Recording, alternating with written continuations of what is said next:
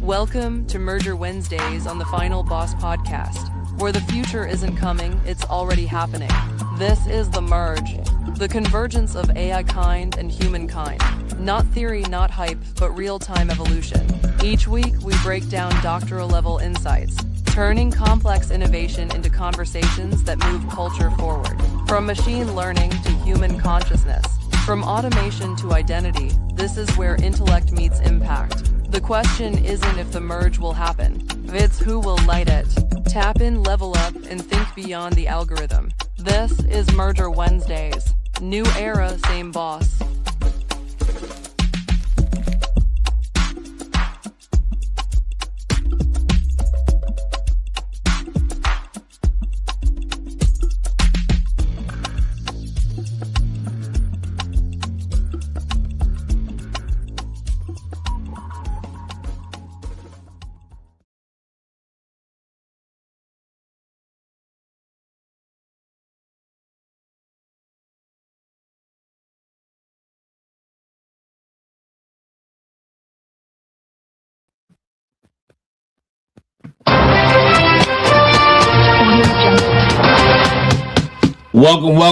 Welcome to the Final Boss Podcast. Welcome. What does that say? Okay, that's new. Okay, all right. Let's see what we can do about that. All right, then get rid of you. You're out of here, buddy. Don't come back up here. Hey, welcome. If I didn't say it before, welcome to the Final Boss Podcast, man. This is Merger Wednesdays. And man, you already know I have a great show for you tonight. Let's get into the admin notes before we get started, man. Let's get into the admin notes. I hope everyone is doing well. We're at the midweek point, right? This is a great week, getting things done. Missions are being accomplished. Look, if you haven't already, go get Go Time All Aboard the Fired Up Train. Go get Go Time All Aboard the Fired Up Train. It's the first book, the series. The first book in the series of 3. Go Time All Aboard the Fired Up Train is the first book. Go Time 2 comes out next month. Actually, it'll be out in a few weeks. So make sure you go pick up Go Time 1 and then pick up Go Time 2, right? Get both. Actually, you know what? You're going to need both, right? You're going to need both. Hey, Chicani, good evening. Good evening, right? And as always, good morning, good afternoon, good evening, and good night. That is the greeting of the day, and for entertainment purposes only, right? Entertainment purposes only, man. We are here. I am here. We're getting ready to get into tonight's show, man. Look, tonight is one of them nights, man. Sci-fi or sci-now. You be the one that answer that question, right? You be the one to answer that question. But we're going to go into the information, doctoral level, depending on how you pronounce it, right? It's not wrong. One is Old English, one is New English. But it's still the same, right? Still the same for those out there who didn't know. Listen, right? Listen. If you haven't seen our episodes, go to our website at www.thefinalbosspodcast.com to see all of our episodes. This is episode number 266. Make sure you go check out all our episodes on our website. And if you haven't, right, if you want to be a part of the town hall, shoot us an email at info@thefinalbosspodcast.com. That's info@thefinalbosspodcast. Shoot us an email, shoot us your questions, concerns, what have you, so you can be a part of the town hall. And look, tomorrow's special guest, man, we have the wonderful Dr. Elizabeth Adams, who's an expert in artificial intelligence. She just dropped a new book. She will be on the show tomorrow. That is Dr. Elizabeth Adams, man. Go check her out. Go check out her book, right? She'll be on the show tomorrow. She's an AI specialist, right? She'll be on the show tomorrow for special guests. So before we get started, man, I have to tell you, man, I'm exhausted. I am exhausted. I'm saying that right now on the air, man. I'm tired boots, right? Look, I've been busy, right? But busy and accomplishing, right? Busy and accomplishing. So some people are just busy for no daggone reason, We when I say we're busy, we're getting things done. So um um let's get into it, right? Let's get into it. I think it's all the admin notes. Let's get the banners up out of here. Banners are out of here, right? Merger Wednesdays, season 4, the rebirth, arc 4, the construction, right? Now, tonight's episode, we're going to be talking about distributed consciousness, and what this relates to is being in two places at once, right? And you're like, I know you guys are like, man, Final Boss, what are you talking about, right? Well, look, this is the doctoral level, so we're going to get into it, man. And I have references and all those great things. I'm going to provide all that information for you, right? You have all of it. So, what if I told you, right? What if I told you that right now in a documented lab, right? Keyword documented, right? Documented lab.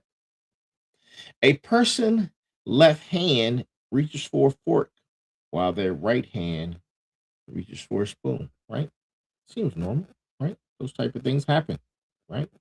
And both hands are convinced they're right and not confused, but convinced, right? Two decisions, two intentions, one skull. We do it all the time, right? I have my magic wand here in one hand, and I have a cell phone in the other, right? But listen, that's not a metaphor. That's 60 years of split brain surgery data. And we're going to talk about it, right? Because tonight we're not asking whether consciousness could split. We're documenting what happens after it already has in surgical patients, right? In 3 networked human brains solving a puzzle with solving a puzzle. I'm sorry, let's get this order together, right? Solving a puzzle with 0 words exchanged. And in the BCI, computer interface, right? Brain computer interface. If you don't learn anything, man, look up brain computer interface, right? Brain computer interface. I say it again. BCI Labs, brain computer interface, right? Hint, hint. And they're racing to wire minds directly into each other right now, right? And welcome, welcome, welcome. This is the Merge. But before we get into tonight's show, we're going to do the brass tacks. And here's the brass tacks, right? The brass tacks comes from none other than moi, right? Here's the brass tacks of the evening. Unity of mind is not a fact of nature. It is an achievement, fragile, constructed, and increasingly optional. That, my friends, is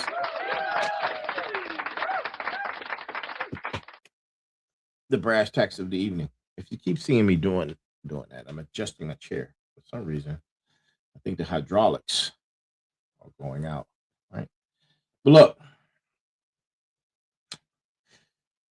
final bosses, hope all is well, right? Hope all is well. Look, I am the final boss. This is the Final Boss podcast, right? Right? You know, I'm a doctoral candidate, combat veteran. And this is Merger Wednesdays. The only show where Pentagon tested discipline meets doctoral level research to document the human consciousness technology merger happening in real time.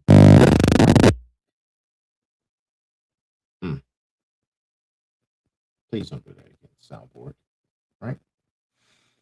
This is Merger number 27, episode number 266, season 4, the rebirth arc for the construction. And we're going to continue to ignite. We're going to continue to ignite the flames, right? And tonight we go straight into one of the heaviest questions of consciousness science, right? And we're going to be talking about the one unified you. Where's my wand, right? The one unified you. Actually, one thing, or have you been one thing, or have you always been a coordinated committee that's just gotten good at sounding like a single voice, right? And that's what we're going to be talking about. Sounds complicated, right? That's what we do on here. We have the most difficult and complicated conversations. Right? And to my smarts, you're getting into doctoral architecture tonight, right? Global workforce theory, integrated information theory, neural field modeling. And to my motivators, there's a sovereignty lesson buried in here about how unity is built, not given, and that applies to your life, same as it applies to a split brain. And to my warriors, pay attention to the governance. Pay attention to the governance, right?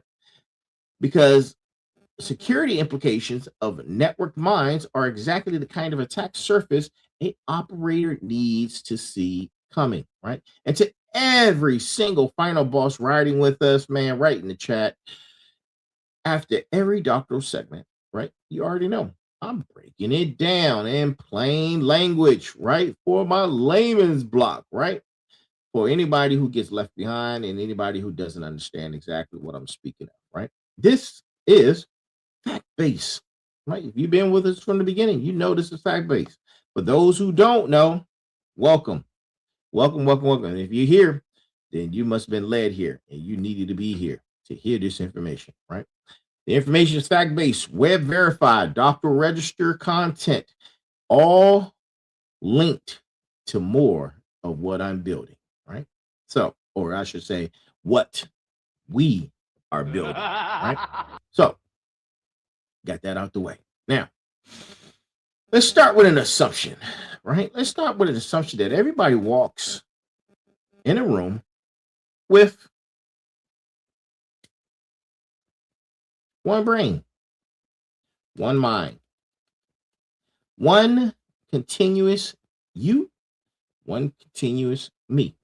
Who's running the show? All right. Western philosophy built an entire metaphysics on that very assumption. Descartes just needed a unified thinking substance to anchor. I think, therefore I am. Right? Y'all have heard the quote. Neuroscience has been quietly dismantling that anchor for decades, and most people never got the memo because the dismantling happened in journals, not in classrooms, right? Let's talk about global workforce theory, right? Formalized by Bernard Bars and extended through decades of work by um, Stanislas Dennehy, right? Who gives us the first crack in the foundation. The theory holds that while many chains of processing can occur non-consciously, a distributed system of workforce or workspace neurons with long-distance axons must be activated for a sufficient duration, right? And here's the score. It must be a minimum of 100 to 200 milliseconds, right, for conscious appraisal to occur. Beneath that threshold, real processing happens with zero conscious movement. Above that information, above it, information that is consciously accessed gets broadcast globally and flexibly to many other brain processors, allowing it to be named, memorized, and acted upon deliberately and intentionally, right? Now, think about it, right? Where my big brains at? Where my smarts at? Smarts, put a hand emoji, drop a hand emoji in the chat, right? Drop a hand emoji in the chat, right? Because consciousness isn't a place in the brain. I'm gonna say it again. Consciousness isn't a place in the brain. It's a broadcast event across a distributed network that has to clear a synchronization threshold before it counts as consciousness at all. That's construction crack number one, right? Hold on to that. Sit with it, right? Because unity was never housed in a single location. It was always an achievement of coordination across distance, right? Now, the global neuronal workspace model sharpens the architecture even further. It says conscious processing results from coherent neuronal activity between the widely distributed brain regions, with frontal parietal associative cortices serving as key coordinating elements. And here's where the theory stops being abstract and becomes clinical. Because research on epileptic seizures has shown that sudden alterations of consciousness during a seizure are contemporary with nonlinear increases of neurosynchrony within distant cortical or corticothalamic networks, right? Counterintuitively, excessive synchrony can actually prevent the distributed network from reaching the minimum level of differentiation and complexity necessary to code conscious representation, right? Now, sit with that, right? Sit with that. There's three things that you guys are sitting with right now. Now, while you're sitting with it, look at it from a point of inversion, right? Because most people assume more connection equals more consciousness. The seizure data says the opposite of that. Consciousness lives in a narrow band, differentiated enough to carry information, integrated enough to function as one system, but never so synchronized that the differentiation collapses.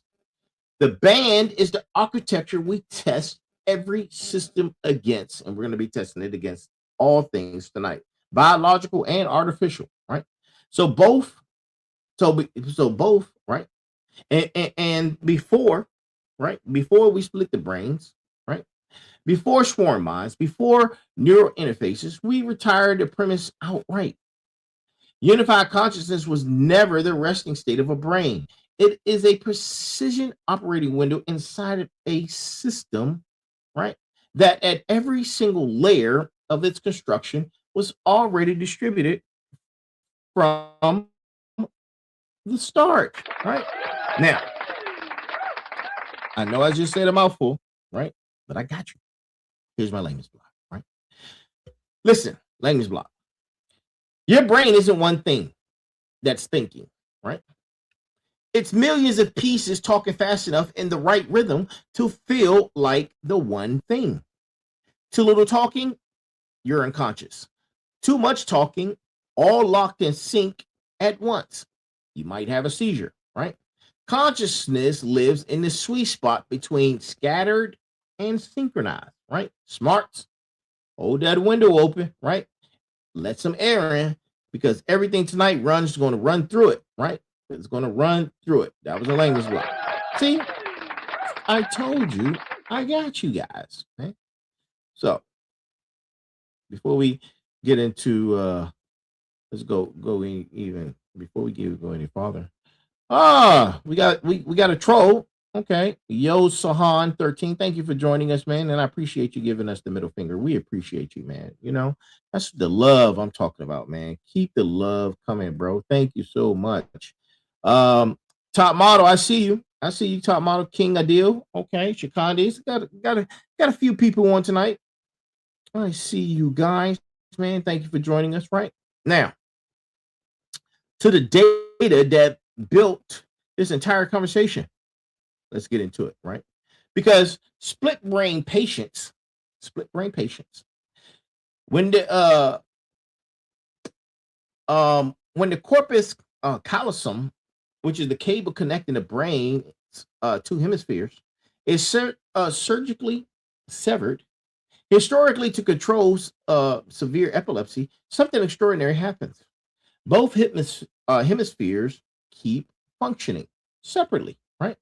Roger Sperry's foundational work and Michael Gazzani's decades of follow-up on research established that each hemisphere can actually process information, right? Form preferences and initiate action independently once the connecting channel is cut. The left hemisphere typically is for housing language, which will narrate confident explanations for actions the right hemisphere initiated, right? Even when the explanation is fabricated, because the left hemisphere genuinely has no access to why the right hemisphere did what it did. We're talking about the two brains. Stay with me, right? Two sides, left, right, right? Two semi autonomous decision systems. One mouth answering for both, right? It's like having a computer with two hard drives, or I should say two brain chips, right? Two processors, right?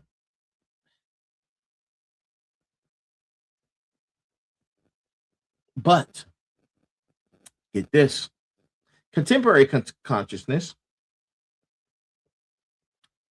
contemporary consciousness science treats this as a structural proof, not curiosity, right?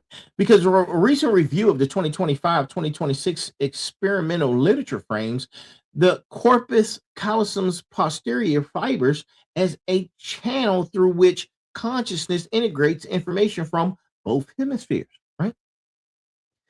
A channel, right? That needs to be open, but does not need to be wide. That's the load-bearing insight that we're going to be talking about, right? Unity isn't generated by the hemispheres being one thing. It's transmitted across as a thin bridge between two things independently capable of running alone, right? Now you pull that bridge like a drawbridge, right? You don't get one mind dying. You get two minds where the appearance of one used to sit. The self was never housed in either hemisphere. It was an emergent property of bridge traffic that travels between them. The same way a phone call creates a conversation but doesn't live in either phone, right? It's in the middle. This carries direct weight for the merger's consciousness sovereignty pillar. If biological unity is bridge dependent rather than substrate dependent, then every architecture we design for distributed cognition, human AI hybrid systems, multi-agent networks, neural interface clusters inherits that same vulnerability and that same opportunity, right? The bridge is the design, and it's the design surface that matters, not the nodes on either end of it, right? Look, split brain research isn't a neurological edge case setting off to the side of the main story. It is the existence proof that consciousness was modular the entire time, right? And a scalpel just made the seams visible to people who needed to see them to believe it, right? Now, again, I know that was a mouthful. Here's my latest block. You have a brain. Your brain has two hemispheres. There's the left hemisphere and right hemisphere. In the middle is a channel, right? That channel is connecting the two brains. It's what keeps them communicating with one another. And your mouth is the output system, right? You cut the cable between the two halves of the brain, and you don't get half a person. What you get is you get two people sharing one body, each one sure that they're in charge, right? Neither one will be lying because they genuinely can't see what the other side decided. Motivators, what felt like one me was always two systems with an excellent phone line in between them. You cut the line, the illusion of one goes with it, right? That's the layman's block, man. All right. So we spoke earlier. I gave you guys the brass tacks. Now let's talk about the brass tacks in depth, right? And this is where I'm going to let's say I'm gonna plant it, right? I'm gonna plant these seeds, right? Because this episode is exactly why the brass tacks matters. And here it is. Unity of mind is not a fact of nature. It is an achievement. It's fragile, it's constructed, and increasingly optional. Now hold on to that. Because We're about to test the most ambitious and most contested physical theory in consciousness science against it, right? Because in December 2025, Joachim Kepler published a model proposing that consciousness arises from the brain's resonant coupling with the quantum electromagnetic zero-point field with cortical microcolumns of roughly 100 neurons coupling directly to the field through glutamate meditated resonance, right? Forming coherence domains where large numbers of molecules vibrate in unison. The model claims these domains are protected by energy gaps that keep quantum coherence stable, even when the brain is warm and it's in a noisy environment, right? And here's a doctoral discipline for the brass tacks. Demands a claim that elegant gets scrutinized, not celebrated, right? The standard objection to any quantum theory of mind is decoherence. It's warm, it has wet tissue, and it should scramble quantum states almost instantly. But Kepler's model tries to answer that very question directly. But the honest accounting matters more than the elegance. Whether this protection actually occurs and cortical tissue remains to be demonstrated. And the model is largely theoretical, right? With empirical predictions that could distinguish it from conventional neuroscience, not yet clearly specified, right? Sit with that. I'm adding your sit with list, right? I'm keeping count. That's number 4. A model, get this, a model that could explain distributed consciousness through quantum coherence is not the same as a model that has. We're talking about parallel efforts, right? Including Hartmut's Nevin's team, who directly tested whether quantum processes generate conscious experience. And it's running. But the field as a whole remains in the conjecture, right?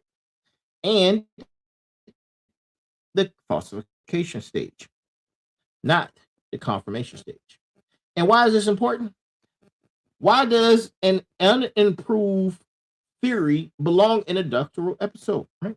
Because the brass tacks rigor isn't the absence of speculative material. It's labeling speculative material correctly every single time without exception, right? That's what we do. The merge doesn't need quantum mechanics to prove distributed consciousness is real. We talked about that early in global workspace evidence. And we further that argument with split brain data already proved that that at the classical peer-reviewed level, right? The quantum coherence model earns a place here because it is circulating loudly in public disclosure or public discourse, I should say. And a sovereign thinker needs to be able to tell a frontier hypothesis apart from an established result before repeating either one as fact to their own community, right? Community. Now, here's my lamest block. See, I got you. There's a theory out there, and here's what the theory says.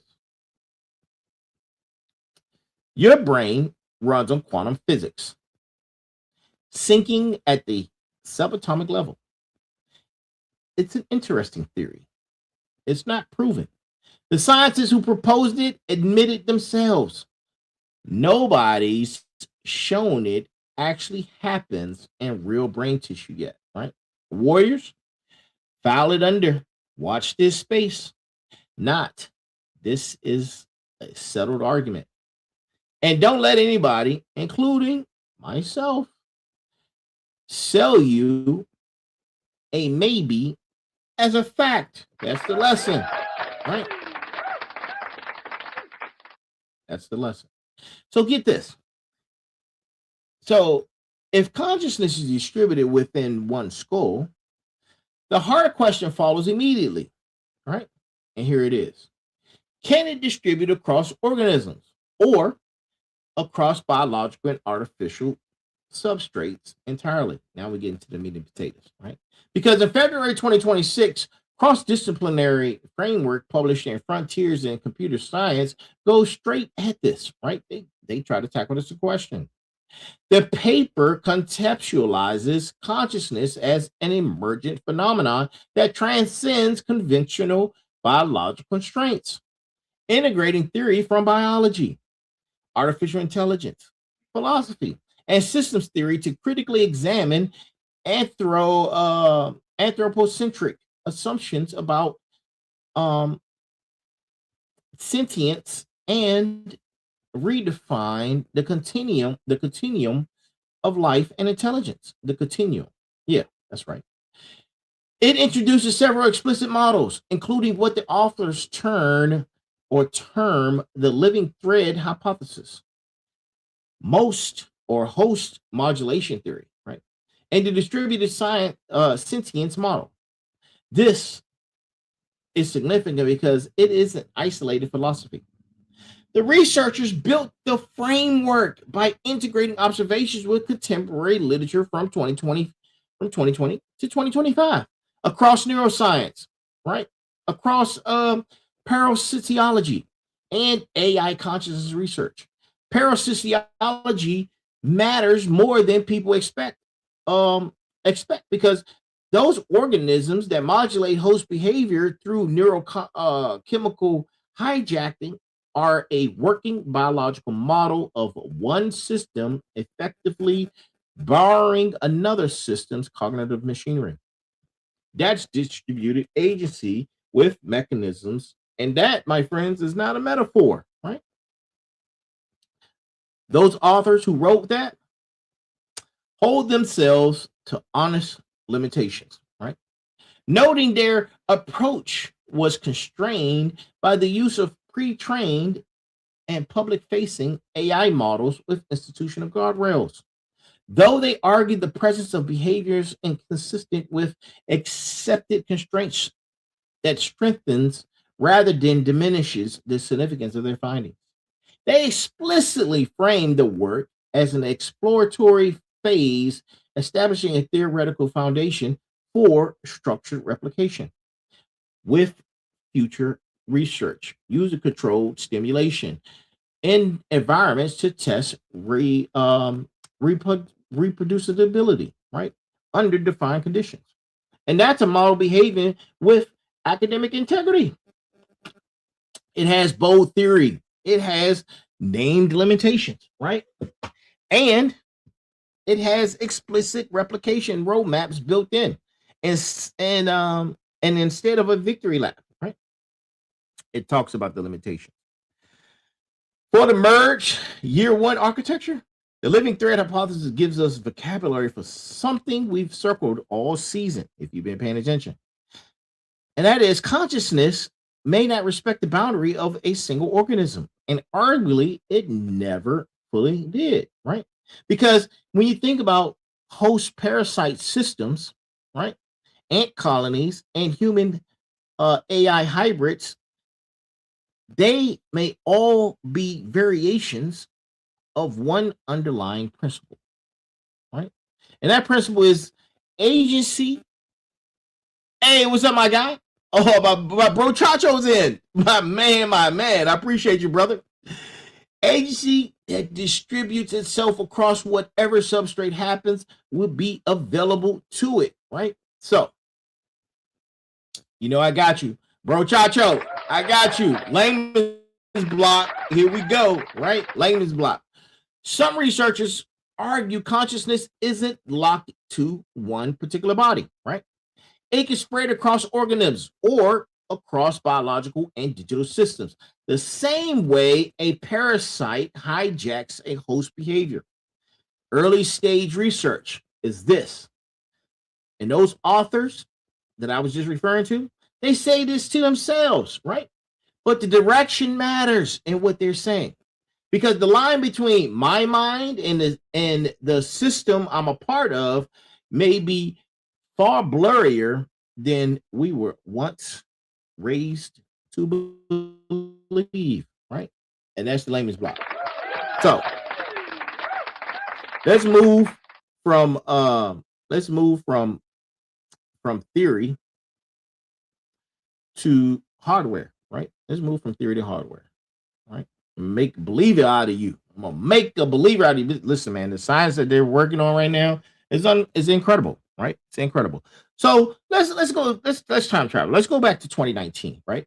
At the University of Washington, there was a team led by Rahesh Raul and Andrea Stocco who built and tested BrainNet, right? Go look up BrainNet. The information is out there, right?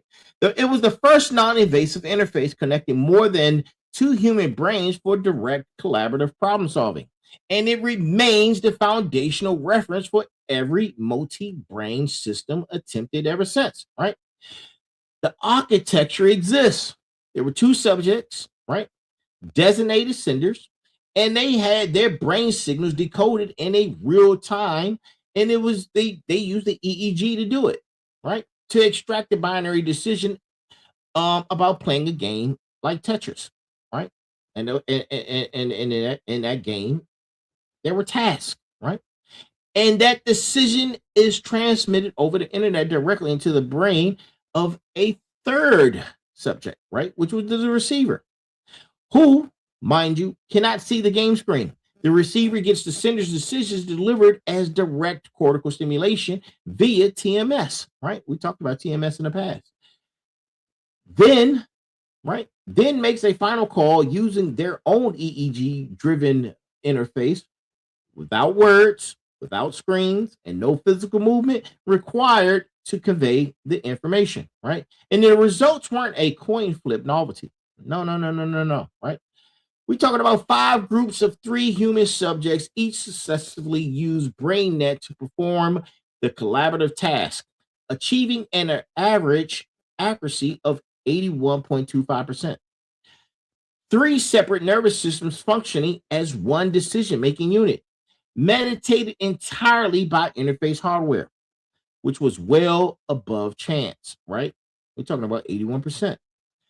The researchers were explicit about why this design mattered architecturally, because the receiver was equipped with both TMS to receive and the sender's decisions and the EEG to perform the task action, completely eliminating the need for any physical movement to convey information. And it wasn't built as a two-party toy, right?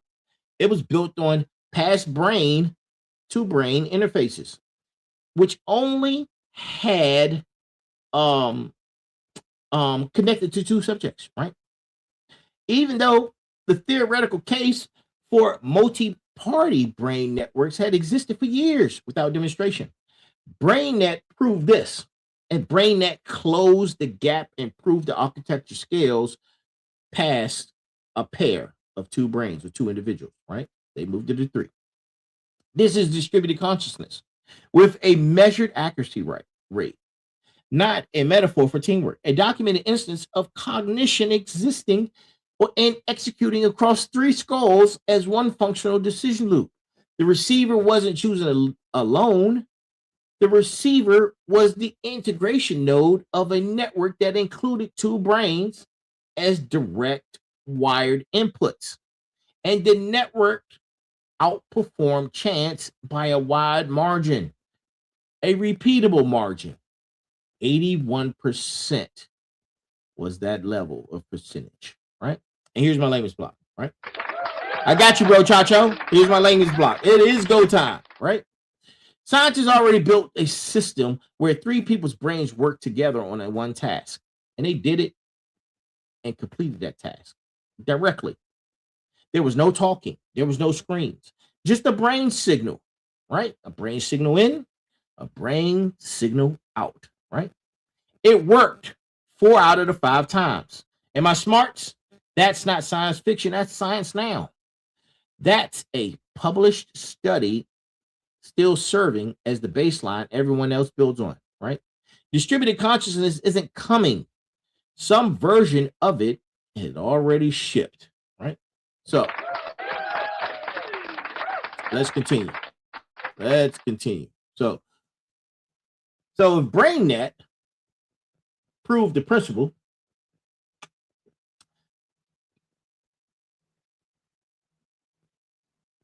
If BrainNet proved the principle, the current hardware race is scaling at it entirely fast, right? And the infrastructure to connect many minds simultaneously is being built right now by multiple competing labs at a pace that should concern anyone treating this as decades away. It's not, right?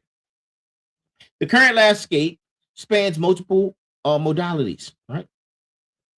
Fully implantable electrode arrays, non-invasive ultrasound, wearable EEG headphones, and subdural micro electrocortical cortography, right?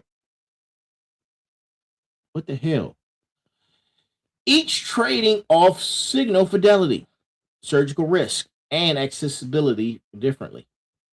On the high density end, a wireless subdural brain computer interface, or BCI, with 65,000 electrodes across 1,000 channels was published in Nature Electronics in December 2025. A resolution jump that matters enormously for any future multi-brain network, because brain to machine bandwidth is the bottleneck every distributed cognition system eventually hits, right? And on the clinical side, right? Let's talk about the clinical side. Cortex brain interchange system completed a second successful implementation in the FDA approved stroke recovery trials at the Harbor View Medical Center in Seattle in February 26. Proof that this technology is already moving through regulated human trials, not staying confined to animal models on speculative papers, right? And here's the capital signal that tells you that every industry believes the direction that this is heading in, right? Because in January 2026, OpenAI invested in Merge Labs, a brain-computer interface startup co-founded by Sam Altman, aiming to compete with Neuralink using ultrasound instead of implanted electrodes. Naming the overlap with our own franchise aside, the signal is unmistakable. Frontier AI companies no longer treat brain interfacing as adjacent technology. They treat it as the next substrate war, right? We're flagging in the same breath that Nature published a scientific analysis the following month directly questioning whether the ultrasound approach has solid scientific grounding. So even the capital favored bet isn't settled science yet, right? It's all theory until it's not, right? But there's industry voices who are already projecting past individual augmentation toward network cognition. Users connected via synchronized BCIs may soon engage in shared recognition, enhancing group problem solving and ideation. With early stage experiments in multi-brain communication already gaining traction. Look, that's not the merge speculating. That's an industry research note from the mid 2025, which describes where the field already believes in the direction it's going, right? And here's my lamest block, right? Here's my lamest block. The tech to link multiple human brains together for shared thinking isn't theoretical, right? They're already doing it. There's a chip with over 65,000 electrodes already published. There's an FDA trial running right now with real stroke patients. The biggest AI company in the world just bet real money on a brain interface startup. Warriors, this moves in years, not decades. Stay sharp, right? Stay sharp. That was a landing point. Right? And here's where the merge proves distributed consciousness isn't a futuristic human problem. It's an ancient biological solution that's been operating in plain sight for millions of years. And we're talking about the colony mind, right? The colony mind. An ant colony has no central processor. No single ant holds the plan for the nest, the foraging routes, or the colony defense. Yet colonies build complex architecture, allocate labor dynamically, and respond to threats with coordinated precision that looks from outside exactly like intentional planning by a unified intelligence. The mechanism isn't stigmatry, right? It's coordination through the environment itself rather than direct communication. An ant lays a pheromone trail. The trail becomes the instruction set for the next ant, and the next ant, and the next ant, right? No ant ever receives a command. The colony thinks by leaving traces of itself in the world for the colony to read, right? And this is the cleanest available model of consciousness with zero central node, right? It forces a definition reckoning. And here it is. If intelligence, this sophisticated emerges with no unified controller anywhere in the system, having a single mind was never a requirement for sophisticated cognition. It was one solution among several, right? Stigmergic coordination is a competing solution that scales differently, slower per unit, but with no single point of failure and no hard ceiling on the number of contributing units, right? And that same logic now drives swarm robotics and multi agents, AI systems, where individual agent models or agents follow simple local rules and complex global behavior emerges with no agent processing or need, right? And we're talking about a global view. The merger's framing is this: human cognition augmented by networked BCI and AI system doesn't have to evolve toward one emerged or merged supermind. It could just be a plausibly evolve. Um, um, it could possibly evolve toward a synergic architecture. Humans and AI agents leaving traces for each other to read and build on. Consciousness distributed across the trace, leaving itself rather than concentrated in a single processor. And that's a fundamentally different design philosophy than the direct brain wiring approach from earlier, right? And a sovereign architect needs both models on the table before choosing one to build toward. Now, here's the language block. Right? Think about this. Ants build cities with no ant boss or no boss ant. They leave chemical trails, and the trail tells the next ant what to do. That's simple. Motivators, that's group intelligence with no signal mind running it. The future of human AI teamwork doesn't have to mean everybody plugged into one master brain, right? It can mean a network leaving signals for each other instead, distributed, not centralized. You must know the difference before you can build, right? You need to know the difference. Now, let's talk about I mentioned earlier about integrated information theory, right? And we need to talk about that because this is a framework or how we're going to measure a framework, right? Because everything so far has been architecture and evidence, and we need to math out this very thing, right? Because the math lets us compare systems against each other.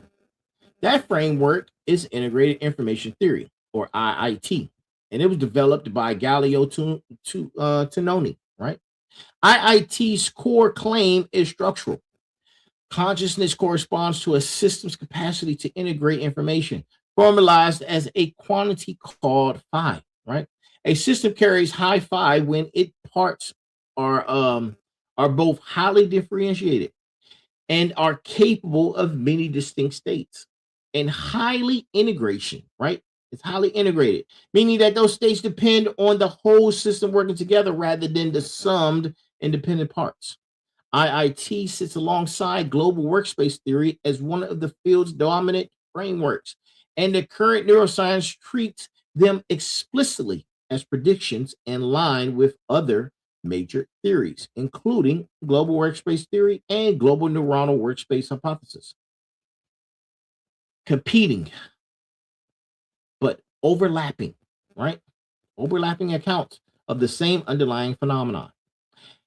A recent neuroscientific hypothesis paper sharpens IIT's predictive claim considerably, proposing that a scientific or specific group of neural circuits, likely complex and distributed, will be found necessary and efficient or sufficient for a particular quail, conceptually referred to as a quail generating neural circuit, with a parallel and even more complex distributed circuit underlying consciousness as a whole.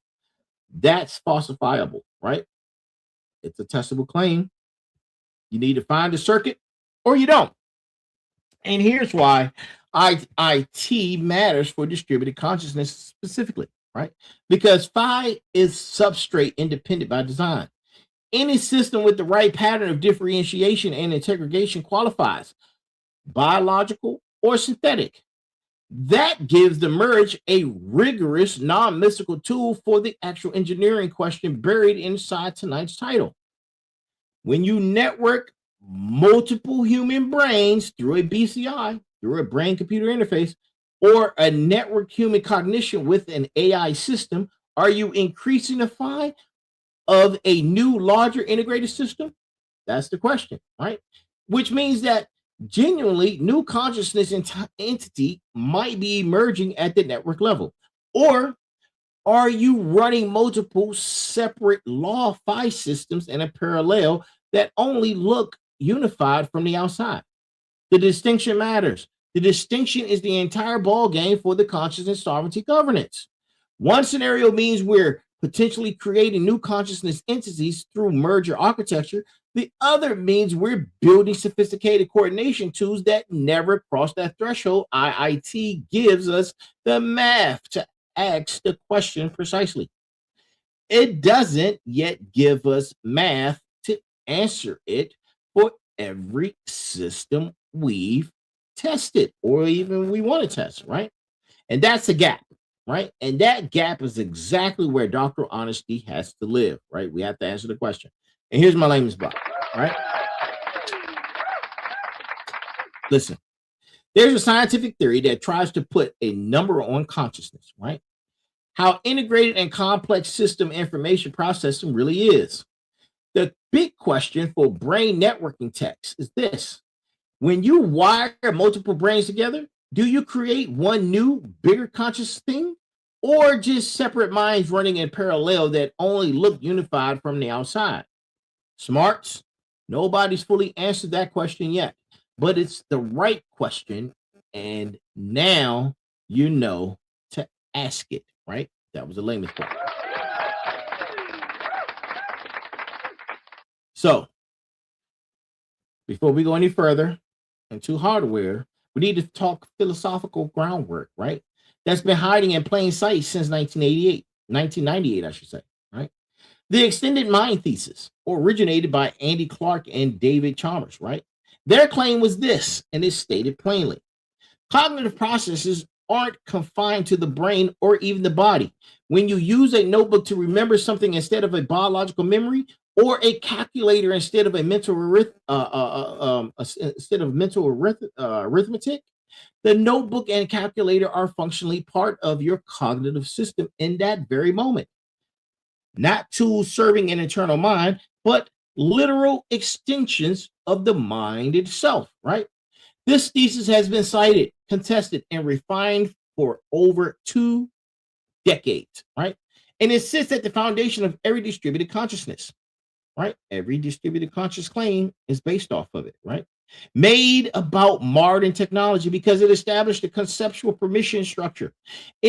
Cognition was never strictly skull-bound to begin with. Phones, search engines, and AI assistants aren't a new category of a thing. They're the latest entries in a category that includes notebooks, abacuses, and written paper or written language itself, right? And what's actually changed is degree, not kind. Because a notebook is a passive extension. It stores but doesn't compute. A modern AI system is an active cognitive partner. It stores, computes, and increasingly initiates. That's a difference of such magnitude, it may cross into genuinely a new category territory even if the original thesis says it shouldn't. The merger's position is this: the extended mind thesis correctly diagnosed the cognition was never skullbound. But under anticipated a world where the external component could think back at you, right? And this reframes everything in tonight's episode. Because BrainNet subjects that we talked about earlier weren't doing something philosophically novel. They were doing an old thing, extending cognition beyond the skull through a new mechanism, direct neural interface instead of pen and paper. The swarm mind that we spoke of earlier also is extended cognition distributed across an entire colony's environment instead of a one-person's tool. What's actually new in 2026 isn't the principle of distributed cognition.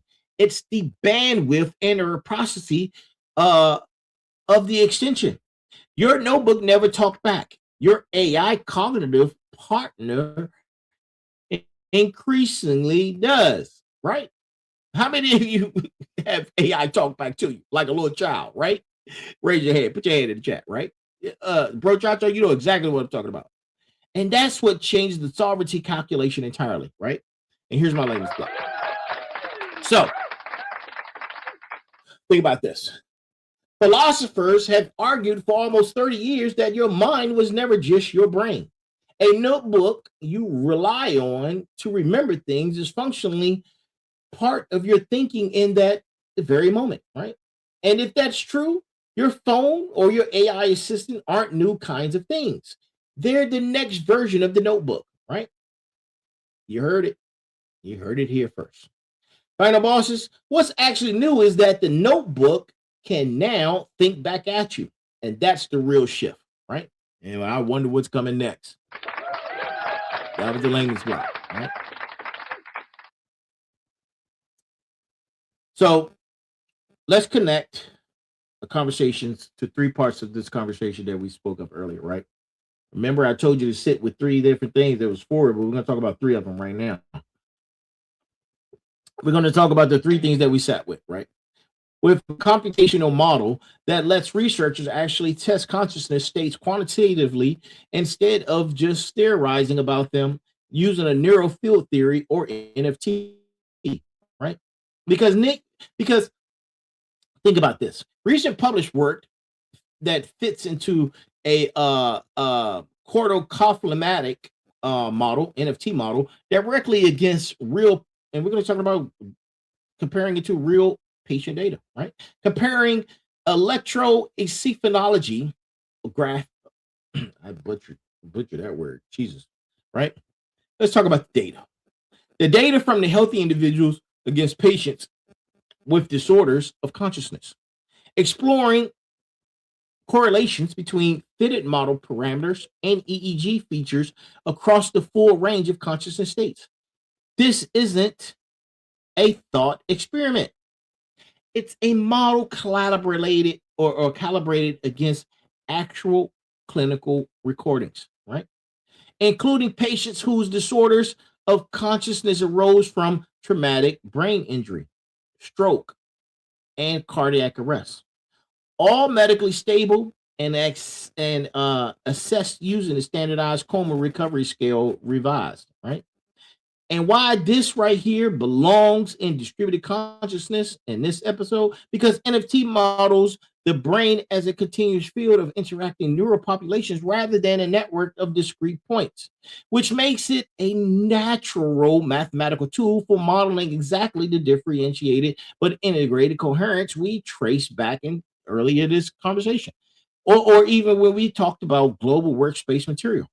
The research explicitly builds on prior validation showing NFT's capacity to differentiate between normal and pathological states of consciousness, right? And pushes further by mapping with specific model parameters that track which specific clinical features. And this matters for distributed consciousness architecture because it gives us a quantitative handle on the exact sweet spot problem from earlier, right? From the first thing I told you to sit with, right? Because too little integration produces disorders of consciousness. Too much synchronization produces seizure-like collapse. NFT is one of the more promising tools for putting numbers on that same window instead of just describing it quantitatively, right?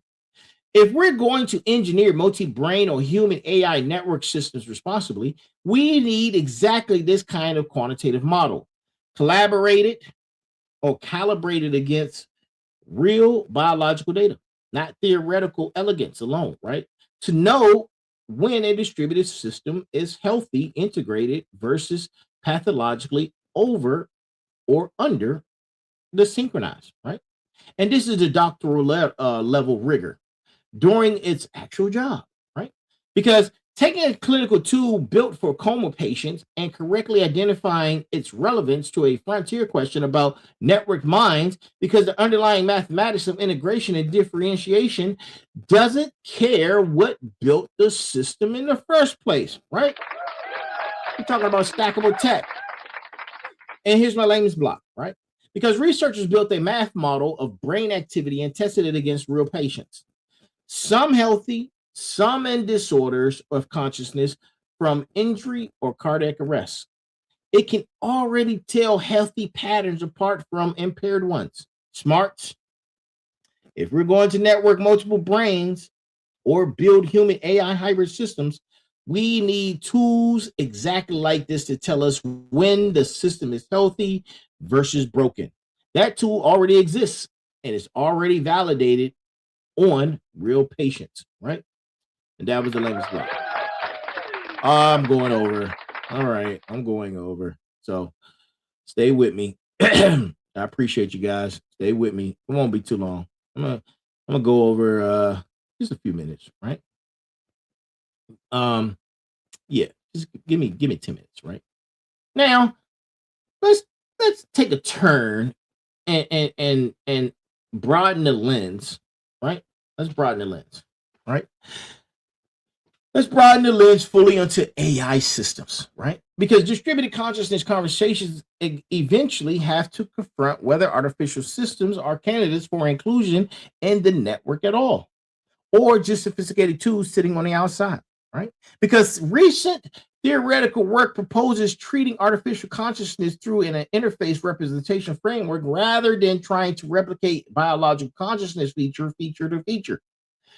The literature trail spans serious ground, right? Because Mayshore,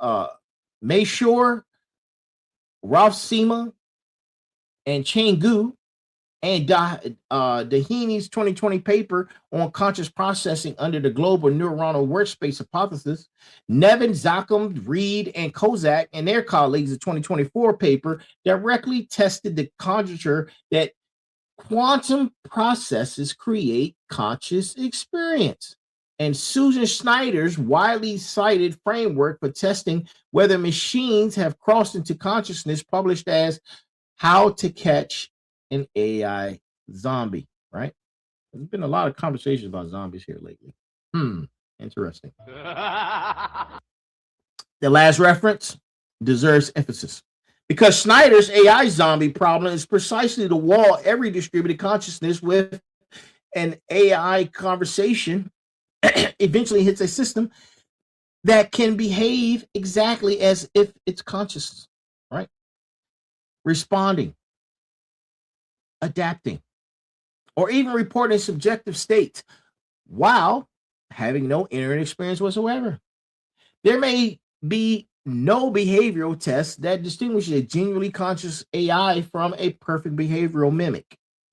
The interface representation approach sidesteps the unanswerable. Does it really feel like something? Is the question, right? That's the question. And instead, ask the answerable engineering question. Does this system function as an integration node in a way structurally comparable to how biological consciousness integrates information, right? And that's meaningful. That is meaningfully different and more honest, right?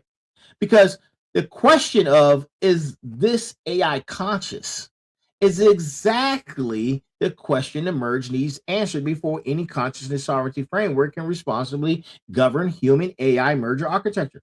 If AI systems function as genuine integration nodes, increasing the phi of the combined human AI systems in IIT terms that we spoke of in the third thing I told you to sit with, that has governance implications regardless of whether the AI has subjective experience. The interface approach lets engineering proceed on testable structural grounds while leaving the deepest philosophical question honestly unresolved, right? Rather than smuggling it in an answer that either direction nobody's earned yet, right? It's not time. And here's my latest block, right? A system could act exactly like it's conscious, responding, adapting, and seeming aware, with nothing actually going on inside. And there may be no way to ever fully tell from the outside. Smarts, instead of chasing an unanswerable question, some researchers ask a more useful one. Does this AI function as a real integration point in a combined human AI system structurally? And whether or not it feels anything, that's the question we can actually work with, right? And that was the layman's plot, right? I told you, give me 10 minutes. Give me 10 minutes, right? Now, we're going to close the technical arc with the most directly relevant contribution in tonight's episode, right? We're going to talk about modular theory of subjective consciousness, explicitly designed to apply to both natural and artificial minds simultaneously, right? Because this builds on understanding establishment of what's been established over 2 decades ago, right? That dynamic predictions involving oscillations and synchrony and top-down processing are central to how distributed neural systems coordinate, right? The same synchrony principle traced back through the global workspace material and the seizure data, now extended into an explicitly modular framework, right? Because the modular frame or modular theory of consciousness treats the mind not as a unified system that occasionally fragments under pathology or surgery, but as a federation of semi-autonomous modules whose normal operating state is coordinated distribution, with unified singular selfhood being the special case that requires explanation, not the default that requires none. This inverts the earlier argument, starting assumption entirely, right? We don't begin tonight asking, how do unity fragment into distribution? We end tonight understanding that the correct question was always, how does distribution achieve the appearance of unity? That inversion is the intellectual payload of this entire merger, right? Split brain patients from the conversations we had earlier aren't broken unified minds. They're modular systems that lost their bridge, right? Brain net subjects from earlier aren't merging separate unified minds into one. They're adding new modules to existing modular architectures. Ant colonies from earlier aren't a primitive substrate or a substitute for unified intelligence. They're a cleaner example of the actual default architecture with no bridge, built illusion of unity layered on top of the obscurity, right? And AI systems being evaluated for integration node status aren't being asked to replicate human unity. They're being asked whether they can function as a module in someone else's already modular system, right? Distributed consciousness was never the exception. It is the architecture. Unity is the experience of being one continuous I, right? That is the achievement layered on top of it, built fresh and moment to moment by systems doing the coordination work to make many parts perform as one. Sovereignty architecture's consciousness and conscious pillars has to be built on that foundation, not on the folk assumption that we spoke of earlier, that opened and retired at the same time, right? At the same time. Here's my layman's block, right? Here's my layman's block. The big idea to leave you with is this. Your mind isn't naturally one thing that sometimes breaks into places or to pieces. It's naturally many pieces that work together well enough to feel like one thing. Motivators, that's true for split brain patients, ant colonies, brain networking tech, and possibly human AI systems too. Unity isn't the starting point, it's the achievement, right? All right, we're almost done. All right, we're almost done. And here's the cost that nobody's going to speak out loud, right? Because we are building bridges between minds faster than we're building the law to govern what crosses them, right? And that's the entire price of this art, right? We talked about 4 governance questions becoming non-negotiable once you accept tonight's evidence, right? And here they are. First, identity and consent. When BrainNet's receiver makes a decision integrating 2 other people's transmitted brain states, whose decision is it? Legally, that's the question, right? Current consent framework assume one decision maker. Network cognition breaks that at the root of it, right? Second, the 5 threshold from earlier, if networking brains or a networking or are networking a brain with an AI can cross a threshold that constitutes a new conscious entity at the network level, that entity has moral status questions nobody currently has jurisdiction to adjudicate. Exactly why hexadecimal's governance sovereignty pillar exists. And third, the bridge as attack surface insight from earlier. If Unity asks this question, if Unity transmits across a bridge rather than generating locally, that bridge can be compromised or hijacked structurally, not metaphorically, right? And then fourth question, the AI zombie problem, right? It asks if we can't behaviorally distinguish genuine integration from perfect mimicry, governance built on prove it's conscious first is unworkable from day one, right? None of these 4 have settled answers. That's the actual frontier. And we just named it, right? Engineering outpacing governance, which is exactly the gap sovereignty architecture exists in the first place, right? And here's the millennium block. And we're about to close, right? We can already build some of this technology. We cannot yet answer who's accountable when brains share a decision, whether a network human AI system counts as a new conscious entity, how to secure the connection from attack, or how to regulate something we may never prove is conscious. Warriors, the tech is ahead of the rules. That gap is the actual danger, right? And that's why we do what we do. So, as we close, I'm gonna land this plane for you, right? Y'all know I'm a pilot, right? Y'all know that too. I don't know if you do that or not. But let's land this plane, right? Because distributed consciousness being in 2 places at once was never a thought experiment tonight. It was a documented condition, traced across 14 independent lines of evidence, split brain surgery, and global workplace synchrony windows, right? Independent lines of evidence and split brain surgeries. Global workspace synchrony windows, brain nets 81.25%, 3 brain accuracy, and a 65,000 electrode chip already published, a FDA trial already running, a stigmergic swarm intelligence with 0 central node, and the extended mind thesis that's argued for the last 30 years that cognition was never skullbound.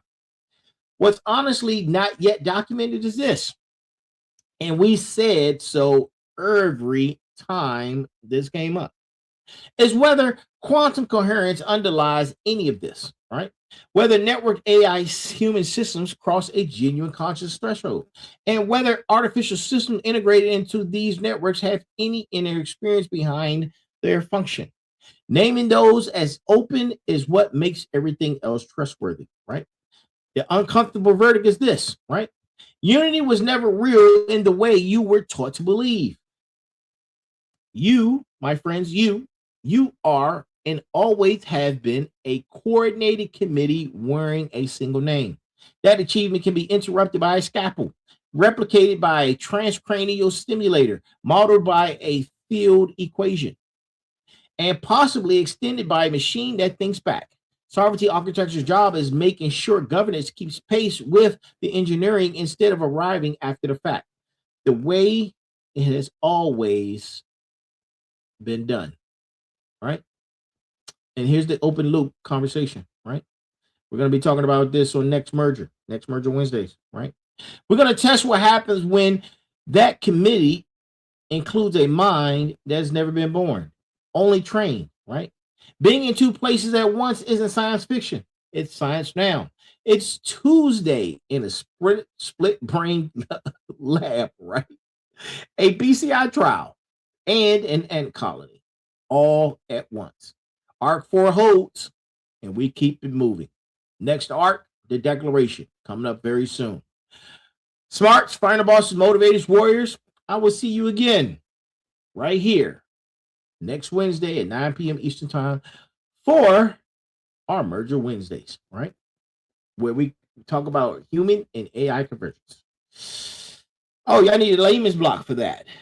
I got you. Hold on. Before we go. Tonight's layman's block. And here it is in one sentence. Your mind being one thing was always a trick your brain pulls off, not a law of nature. And the tech to network multiple minds already in human trials is forcing us to confront that very thing faster than our laws are ready for. And we're building it right here, right now, and it's live. That is our show, ladies and gentlemen. Thank you for joining me. Thank you for being here. Thank you for staying here. Listen, there's always a heavy pain that comes with discipline, but there's even heavy pain that comes with regret. I am here. I am here. We are here. And if I don't see you, good morning, good afternoon, good evening, and good night. That is our show, man. That is our show. Thank you for joining us, man. Season 4, Arc 4. Season 4, Rebirth, Arc 4, Construction. Arc 4, Consciousness, Unity. 4, Merger Wednesday. Episode number 266 of the Final Boss Podcast. Episode number 27 of Merger, right? All of that. All of that right there, right? And that's our show. Be smart. No, be balanced. Be equal. And be smart. Thank you for joining us. Y'all have a great night, man. And remember, like, share, subscribe. Like, share, subscribe. And if the information resonates with you, share with 3 people. Don't gatekeep. Share it with 3 people. Y'all have a great night. Remember, tomorrow night, special guest, Dr. Elizabeth Adams. Dr. Elizabeth Adams will be here to talk about her new book. She's an expert in artificial intelligence, and we're going to be talking about it. She'll be here tomorrow night for special guest Thursdays. I will see you again then at 9 p.m. Talk to you soon. Have a great one.